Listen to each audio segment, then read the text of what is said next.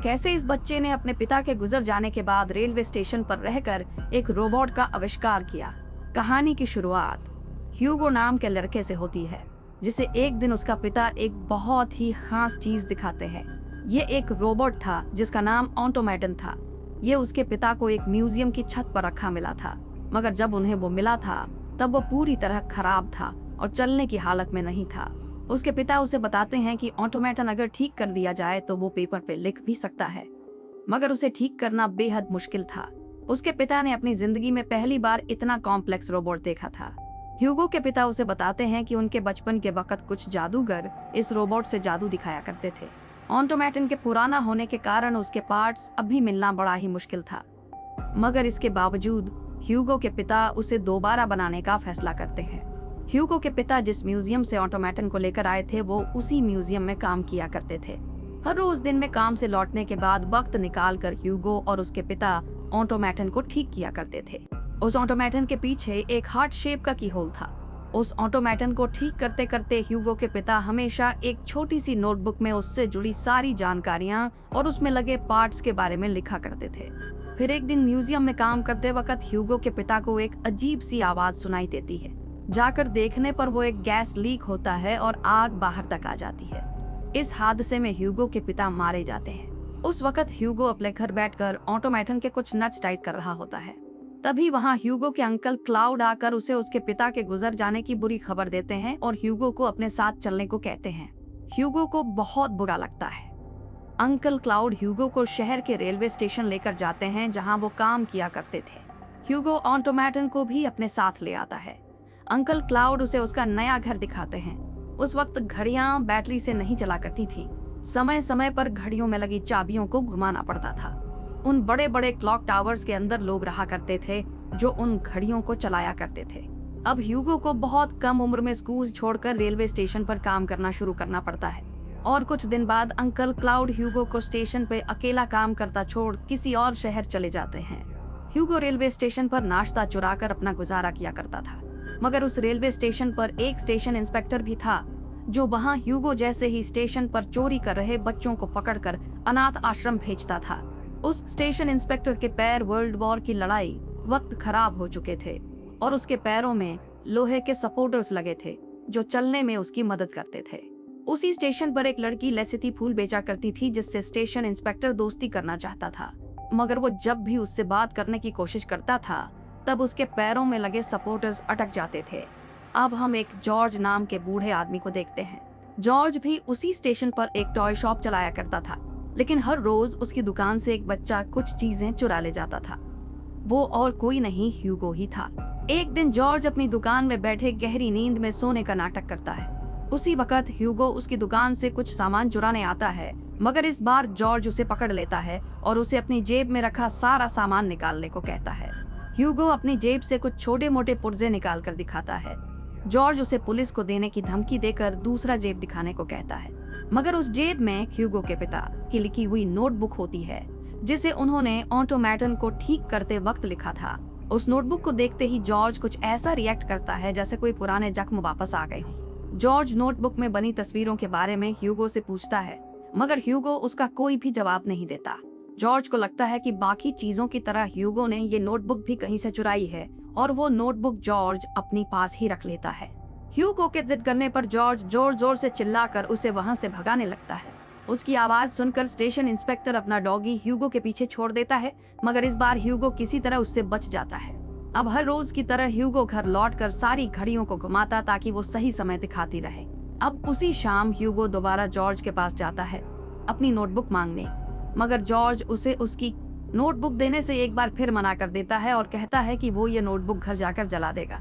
ह्यूगो George का पीछा करते करते उसके घर तक पहुंच जाता है, जहां वो खिड़की से जॉर्ज की बेटी इसाबेल को देखता है और खिड़की पे एक पत्थर फेंक कर उसे नीचे बुलाता है और उससे अपनी नोटबुक लेकर आने को कहता है। मगर इसाबेल उससे पूछती है आखिर नोटबुक में ऐसा क्या था जो उसे वो किसी भी हालत में चाहिए, मगर ह्यूगो उसे बताने से मना कर देता है। इसाबेल उससे कहती है कि वो कोशिश करेगी कि उसके पिता जॉर्ज उस नोटबुक को न जलाएं।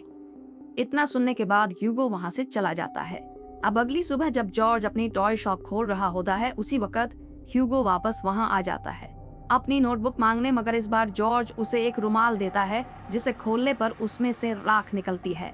ह्यूगो बहुत ही ज्यादा उदास हो जाता है, रोकर वहां से जाने लगता है, मगर तभी वो इसाबेल से टकरा जाता है जो उसे किसी जरूरी बात बताने के लिए लाइब्रेरी लेकर जाती है, जहां वो ह्यूगो को अंकल लेबिस से मिलवाती है जो कि एक लाइब्रेरियन थे। अब लाइब्रेरी में जाकर इसाबेल ह्यूगो को बताती है कि उसके फादर जॉर्ज ने अभी वो नोटबुक नहीं जलाई, उन्होंने उससे झूठ कहा। इसाबेल बताती है कि उसकी नोटबुक ने उसके पिता जॉर्ज को बेहद परेशान कर रखा है। कल रात इसाबेल ने उन्हें रोते हुए सुना था। ऐसे ही इसाबेल और ह्यूगो फ्रेंड्स बन जाते हैं। इसाबेल उससे उसकी हर पॉसिबल मदद करने का वादा करती है। अब ह्यूगो एक बार फिर जॉर्ज के पास अपनी नोटबुक मांगने चला जाता है। अब जॉर्ज उसे एक खराब खिलौना देकर उसे ठीक करने को कहता है। ह्यूगो उस खिलौने को बड़ी ही आसानी से ठीक कर देता है। इसके बाद जॉर्ज उससे कहता है कि अगर वो अपनी नोटबुक वापस चाहता है तो उसे कुछ दिनों के लिए उसकी टॉय शॉप पर काम करके उसकी दुकान से चोरी किए हुए पुर्जों की कीमत चुकानी पड़ेगी, तब जाकर वो नोटबुक वापस करने के बारे में सोचेगा। ह्यूगो उसकी दुकान में काम करने को तैयार हो जाता है और हर रोज शॉप पर जॉर्ज की मदद करने लगता है। जॉर्ज उसे कुछ मैजिक ट्रिक्स भी सिखाता है। ऐसे ही दिन बीतने लगते हैं। ह्यूगो अब भी उस रोबोट को वापस ठीक करने में लगा था और हर रोज उसके पार्ट्स को इधर उधर करता रहता था, मगर फिलहाल इन सब का कोई फायदा नजर नहीं आ रहा था और रोबोट अभी भी नहीं चल रहा था। ह्यूगो को उसके पीछे की कीहोल वाली चाबी की जरूरत थी। एक दिन ह्यूगो जॉर्ज की शॉप पर काम कर रहा होता है, तभी वो देखता है कि स्टेशन इंस्पेक्टर एक बच्चे को खाना चुराते हुए पकड़ लेता है और उसे खींचकर वहां से ले जाकर अनाथ आश्रम भिजवा देता है। अब ह्यूगो एक दिन अपनी फ्रेंड इसाबेल से मिलता है, जो बातों ही बातों में उसे बताती है कि उसके पिता जॉर्ज उसे फिल्म्स नहीं देखने देते। अब ह्यूगो और इसाबेल कुछ रोमांचक करने का फैसला करते हैं, जो इसाबेल को पसंद भी था। वो दोनों एक सिनेमा हॉल जाते हैं और पीछे वाले दरवाजे का लॉक तोड़कर चुपके से अंदर घुसकर वहां लगी फिल्म देखने लगते हैं। कुछ ही देर में वो लोग पकड़े जाते हैं और गार्ड उन्हें दरवाजे से बाहर निकाल देता है। अब घर लौटते वक्त इसाबेल उसे बताती है कि छोटी उम्र में उसकी मम्मी पापा भी चल बसे थे। जॉर्ज और जेनी ने उसे पालकर बड़ा किया है। इसाबेल बताती है कि दोनों बहुत अच्छे हैं, मगर वो उसे कभी फिल्में नहीं देखने देते। उसी टाइम इसाबेल उससे पूछती है कि वो आखिर रहता कहाँ है। तब ह्यूगो उसे बताता है कि उस रेलवे स्टेशन और क्लॉक टावर की सारी घड़ियों को वो ही चलाता है। उसके अंकल ने उसे घड़ियों को चलाना सिखाया था और चले गए थे, आज तक लौट कर नहीं आए और उसे नहीं लगता अब कभी आएंगे भी। तभी स्टेशन पे गुजरते वक्त उन्हें स्टेशन मास्टर रोक लेता है और उनसे सवाल जवाब करना शुरू कर देता है। इसाबेल ह्यूगो को अपना भाई बताती है और थोड़ी बातें करके वो लोग उस स्टेशन इंस्पेक्टर से बच जाते हैं। अब इसाबेल उसे अपना घर दिखाने को कहती है, घड़ी के पीछे जहां वो रहता है, मगर ह्यूगो वहां से जाने लगता है। इसाबेल उसका पीछा करने की कोशिश करती है, लेकिन भीड़ भाड़ के कारण वो जमीन पर गिर जाती है, जहां उसके गले में लॉकेट की तरह टंगी एक चाबी बाहर निकल जाती है। उस चाबी पे ह्यूगो की नजर पड़ती है और वो इसाबेल को अपने घर लेकर जाता है और उसे ऑटोमेटन दिखाता है। इसाबेल से वो चाबी लेकर ह्यूगो ऑटोमेटन में लगा देता है। वो चाबी लगाते ही ऑटोमेटन चलने लग जाता है। टेबल पे पड़ी पेपर और पेन से ऑटोमेटन कुछ लिखने की कोशिश करने लगता है। उन्हें जल्द ही समझ आ जाता है वो लिख नहीं रहा, असल में वो कुछ ड्रॉ कर रहा है पेपर पे। कुछ देर बाद ऑटोमेटन किसी मूवी के पोस्टर को ड्रॉ करता है और आखिर में इसाबेल के पिता जॉर्ज का नाम लिखता है। अब वो लोग कंफ्यूज हो जाते हैं, आखिर ऑटोमेटन का इसाबेल के पिता से क्या कनेक्शन है। अब इसाबेल ह्यूगो को अपने घर लेकर जाती है, जहां वो ह्यूगो की मॉम जेनी उसे अपने घर देखकर नाराज होती है। तभी ह्यूगो उसे ऑटोमेटन की बनाई हुई ड्राइंग दिखाता है और उसका मतलब पूछता है। वो देखते ही जेनी एकदम से बैठ जाती है, उसे अपने कोई पुराने दुख याद आ जाते हैं। अब जेनी ह्यूगो को ये सारी चीजें जॉर्ज को दिखाने से मना करती है और वहां से चले जाने को कहती है, मगर तभी जॉर्ज वहां आ जाता है। जेनी दोनों बच्चों को एक कमरे में छुपा देती है। अब ह्यूगो की नजर एक अलमारी पे पड़ती है, उसे लगता है शायद उसी अलमारी में उसे नोटबुक मिल जाए। ह्यूगो अलमारी चेक करने लगता है। आखिर में अलमारी के ऊपर वाले सेक्शन से उन्हें एक बहुत भारी बॉक्स मिलता है, जिसे उतारते वक्त उनकी चेयर टूट जाती है और उसमें से कई सारे पोस्टर्स बाहर आ जाते हैं। वो पोस्टर्स मूवीज के थे। वहाँ जॉर्ज आ जाता है, जो उन पोस्टर्स को देखकर बहुत ही ज्यादा उदास हो जाता है और ह्यूगो को वहाँ से चले जाने को कहता है। ह्यूगो अपनी मायूसी भरी शक्ल लेकर वहाँ से चला जाता है। घर लौटते वक्त ह्यूगो लाइब्रेरियन लेबिस से टकरा जाता है, जो उसे एक रॉबिन हुड बुक पढ़ने को देता है। अब हम देखते हैं, आज हिम्मत करके स्टेशन इंस्पेक्टर एक बार फिर लेसिटी से जाकर बात करने की कोशिश करता है, मगर इस बार भी वही प्रॉब्लम, उसके पैरों में लगे सपोर्टर्स एक बार फिर अटक जाते हैं। मगर इस बार लेसिटी उससे मुस्कुराकर बात करती है और उसे एक फ्लावर भी देती है। अब सच्चाई जानने ह्यूगो और इसाबेल फिल्म लाइब्रेरी जाते हैं, जहां फिल्मों बारे में कई सारी किताबें लिखी थीं, जिससे उन्हें उनके सवालों का जवाब मिल सकता था। लेबिस की बताई हुई शेल्फ में उन्हें एक किताब मिलती है जिसमें उन्हें फिल्मों की शुरुआत का इतिहास मिलता है। 18वीं सेंचुरी में सबसे पहली फिल्म दिखाई गई थी, जिसमें एक ट्रेन को स्टेशन पर आते हुए दिखाया गया था।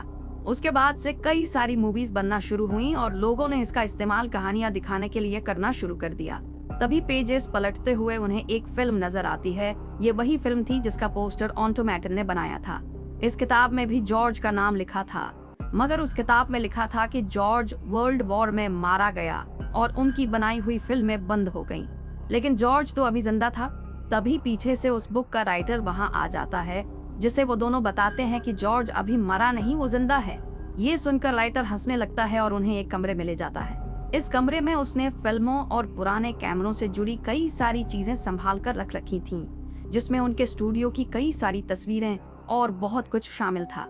अब राइटर बताता है कि बचपन में उसका भाई उसे जॉर्ज के स्टूडियो लेकर गया था, जहां उसने लाइफ में पहली बार मूवी की शूटिंग देखी थी। वो जॉर्ज को अपनी इंस्पिरेशन मानता था।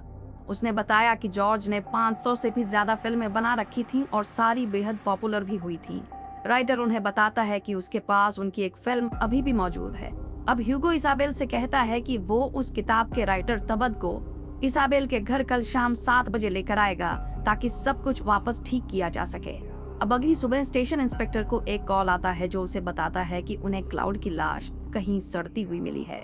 अब इंस्पेक्टर को शक होता है कि जब क्लाउड मर चुका है तब घड़ियों को कौन चला रहा है।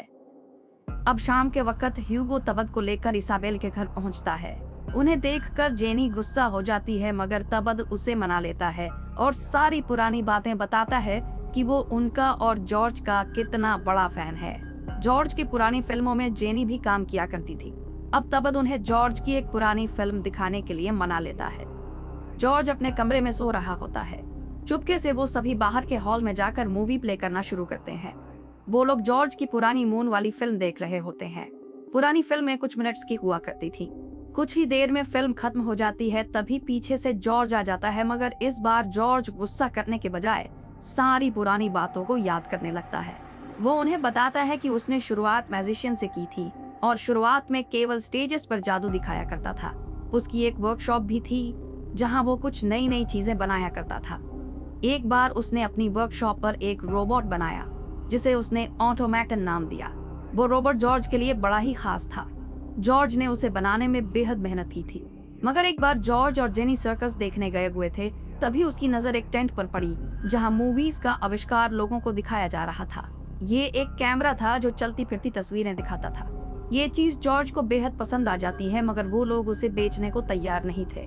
तब जॉर्ज ने कैमरे के पीछे की मैकेनिज्म को समझकर खुद का एक कैमरा बनाया था। इसके बाद उन दोनों ने अपना घर सब कुछ बेचकर एक नई शुरुआत की। उन्होंने मूवी स्टूडियो चलाना शुरू किया। उसने कई सारी फिल्में खुद लिखी, डिजाइन की और साथ ही साथ उन फिल्मों में एक्टिंग भी की। मगर वक्त ने उसका साथ नहीं दिया और वर्ल्ड वॉर की शुरुआत हो गई। लोगों की जिंदगी मुश्किल होनी शुरू हो गई और अब किसी के पास इतना वक्त नहीं था कि वो मूवीज देखे। उसके पास एक्टर्स को देने के लिए पैसे नहीं बचे और इसी तरह उसका स्टूडियो बंद हो गया। उसने मूवीज में इस्तेमाल होने वाली सारी चीजें जला डाली। पैसों की कमी के कारण उसने अपनी मूवीज एक कंपनी को बेच दी, जिसने उन्हें पिघलाकर जूतों की हिल्स बनाना शुरू कर दिया। उन पैसों से जॉर्ज ने एक टॉय शॉप खरीद ली और सब कुछ भुला दिया। मगर एक चीज जो वो कभी तोड़ न सका वो था ऑटोमेटन। उसने ऑटोमेटन एक म्यूजियम को दे दिया ताकि वो लोग उसे लोगों को दिखा सकें। ये सुनकर ह्यूगो कुछ ही देर में आने का वादा करके वहां से चला जाता है। जाते वक्त उसकी नजर इंस्पेक्टर पर पड़ती है और ह्यूगो वहीं छुप जाता है। तभी ह्यूगो उसकी बात सुन रहा होता है। वो किसी से क्लाउड की लाश मिलने के बारे में बता रहा होता है। इस बार इंस्पेक्टर ह्यूगो को पकड़ लेता है और उसे अपने ऑफिस में ले जाकर बंद कर देता है। मगर ह्यूगो अपनी जेब से कुछ औजार निकालकर वहां का लॉक तोड़कर भाग जाता है। ह्यूगो सीधे जाकर क्लॉक टावर में घुस जाता है और सबसे बड़ी वाली घड़ी के पीछे जाकर छुप जाता है और किसी तरह इंस्पेक्टर से बच जाता है। उसके जाने के बाद आखिर में ह्यूगो ऑटोमेटन को लेकर इसाबेल के घर की तरफ बढ़ता है, मगर एक बार फिर इंस्पेक्टर की नजर उस पर पड़ जाती है। इंस्पेक्टर के खींचने की वजह से ह्यूगो के हाथ से ऑटोमेटन छूटकर जाकर ट्रेन ट्रैक पर गिर जाता है। ह्यूगो उस ऑटोमेटन को लेने ट्रैक पर उतर जाता है, मगर सही समय पर इंस्पेक्टर उसे ऊपर खींच लेता है। वो उसे अनाथ आश्रम ले जाने लगता है, मगर तभी वहाँ जॉर्ज, इसाबेल और जेनी आ जाते हैं, जो उसे एडॉप्ट कर लेते हैं और उसे अपने घर ले जाते हैं। अब हम देखते हैं कि तबद ने जॉर्ज के साथ मिलकर कई जगहों पर अपनी मूवीज ढूंढी और उसे अपनी कई सारी पुरानी फिल्म्स मिल भी गईं। उन्होंने वापस से एक नई शुरुआत की और स्टेज पे अपनी पुरानी फिल्मों को लोगों के सामने लाना शुरू किया। उन सभी ने अपनी आगे की जिंदगी खुशी खुशी गुजारी। हमारी मूवी यहीं खत्म होती है। जाते जाते हमारे चैनल को सब्सक्राइब करना न भूलें।